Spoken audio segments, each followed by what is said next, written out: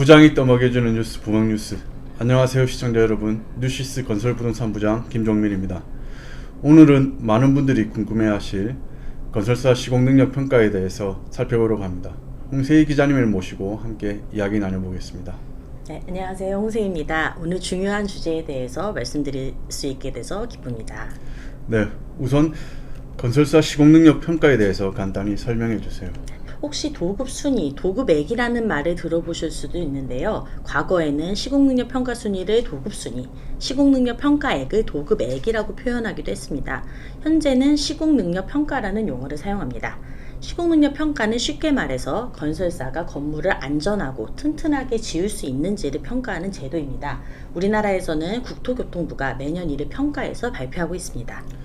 네, 그렇다면 이 평가 순위가 높으면 우수한 건설사라고 볼 수 있을 텐데 시공능력 평가 1위 건설사를 1등 건설사라고 이렇게 부를 수도 있는 건가요?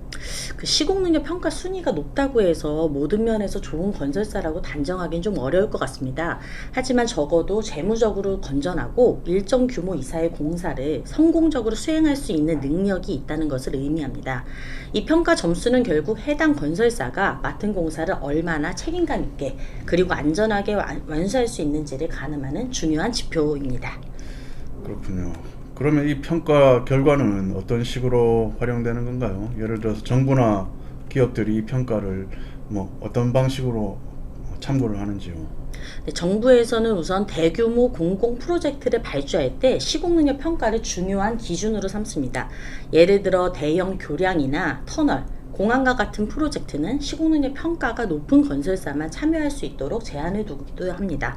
기업들도 마찬가지로 대형 프로젝트를 진행할 때 이 평가를 참고해서 파트너 건설사를 선정하는 경우가 많습니다. 그렇군요. 지금 나오는 그래픽을 보면 올해도 삼성물산이 1등을 했는데 비결은 뭔가요? 네, 삼성물산은 올해 시공능력 평가 1위를 차지하며 11년 연속 1위 자리를 지키고 있는데요. 삼성물산은 공사 실적과 경영평가에서 2위인 현대건설보다 높은 평가를 받아 1위를 차지했습니다.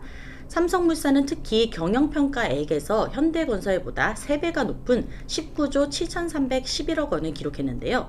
쉽게 말해서 경영평가액은 산식상 자본 총계가 높을수록 높게 산출되는데 다른 건설사보다 규모가 큰 삼성물산이 보다 높은 평가를 받으면서 순위에 영향을 미친 것으로 보입니다. 예.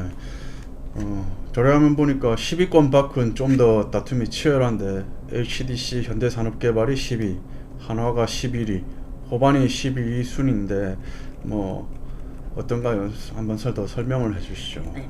지난해 2019년 이후 4년 만에 시공능력 평가 10위를 차지하며 상위권에 진입했던 호반건설은 올해 2계단 하락하면서 12위로 밀려났습니다. 수년간 시공능력 평가 9위와 10위를 오르락내리락 했던 HDC 현대산업개발은 지난해 10위권 밖으로 밀려났다가 올해 다시 상위권 진입에 성공했습니다.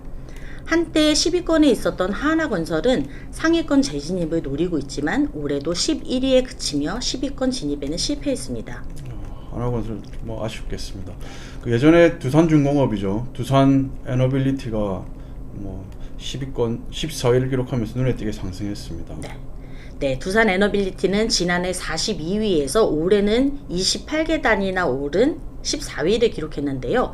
업계에서는 2022년 채권단 관리를 졸업하면서 사업을 재개하기 시작했고 체코 원전 우선협선 대상자에 선정되는 등 대형 원전 프로젝트를 진행하며 순위가 오른 것으로 보고 있습니다.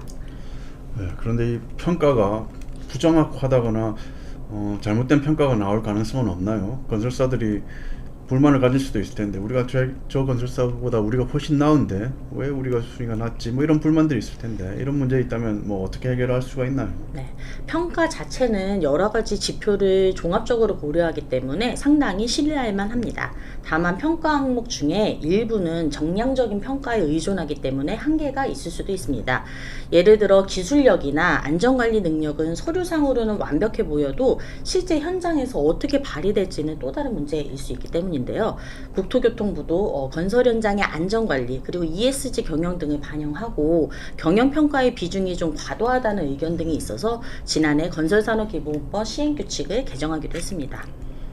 네, 오늘 홍 기자님의 자세한 설명 덕분에 건설사 시공능력 평가의 중요성에 대해서 잘 이해하셨을 거라고 생각합니다. 다음에도 좋은 정보 기대하겠습니다. 네, 감사합니다. 네, 여러분 오늘 방송은 여기까지입니다. 감사합니다.